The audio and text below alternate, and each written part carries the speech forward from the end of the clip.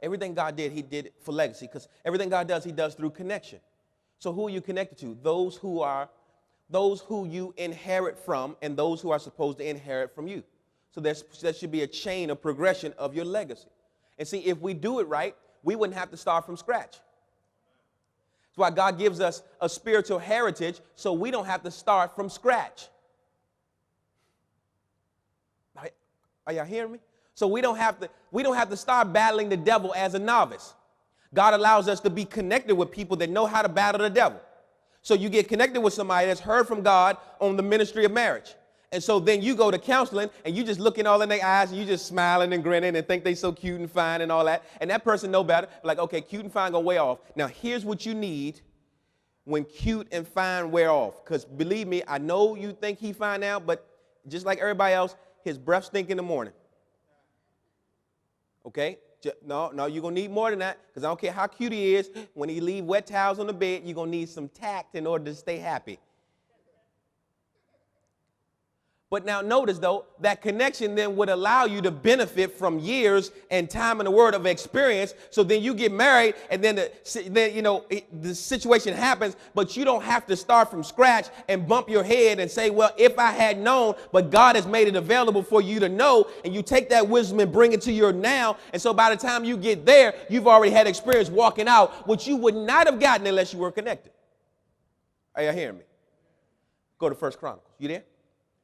Watch what he said. Verse 1. Furthermore, David the king said unto all the congregation, Solomon my son, whom alone God hath chosen, is yet young and tender, and the work is great. Look how wonderful that is. This boy looked down the line and said, Father, what are you going to do for my legacy? This is my son. He's my legacy. All right. Oh, you've chosen him for the work of the temple? All right. So now then it's my assignment. Now watch this. In training him in the way he should go, it's got to be the way that I heard God say he's supposed to go. Make sure I get that. I have to have spent time and find out what God desires for my posterior in order to direct it in that way. Are y'all with me? Y'all with me? Let's get practical. I want you to get that, because not a lot of people have ever taught somebody that you got to find out what God said about your kids. Because a lot of us think, I just can't wait till you get out this house. That's the wrong answer. That's not the will of God. But so now the Lord says he found out where he was chosen. Now, if I said to you, you got to leave now and go to the place where I grew up, how many people would just go outside and get in their car and start driving? Nobody. Okay, one person. All right, he just get in his car and start driving. I don't know where he going, but he be driving. He don't know where he going either. And you know what'll happen? He'll just feel like, I've been driving long enough. This should be it. So he'll end up in St. Louis somewhere, looking for Cassius, mad because ain't no Cassius there, talking about see this whole go to the hometown thing don't work, and then he'll drive home and go back and forfeit his inheritance.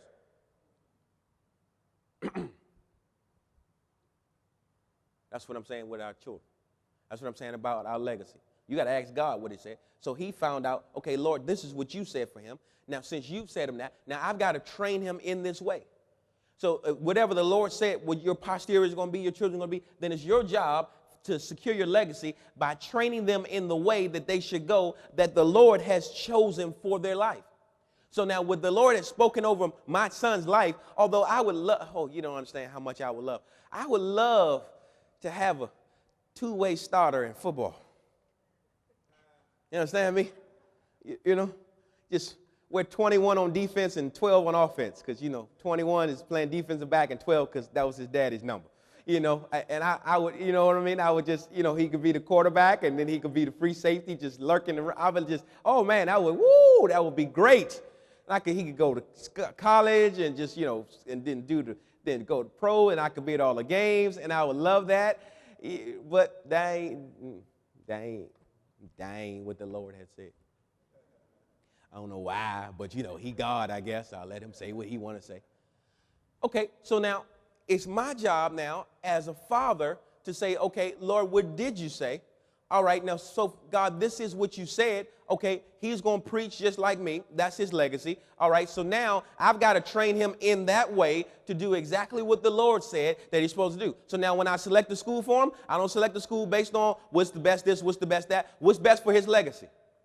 When I buy him something, what's best for his legacy? Believe me, there were less expensive schools. There's less expensive stuff to buy. No, I got to train. And at the same time, allow him to be a child and grow up. And so now he's growing up in the way he should go. So I expose him to things so that now when he starts hearing God's voice say, do this, it's not as if he's just starting to experience that. He's not going to get to 23 years old and just find out what the first book of the Bible is and God called him to preach. And how do I look at that? I realize that's my legacy. If he get up and can't preach, they can say, that's a shame. He went to church all them years, his father dragged way back when they was in the school in that first building.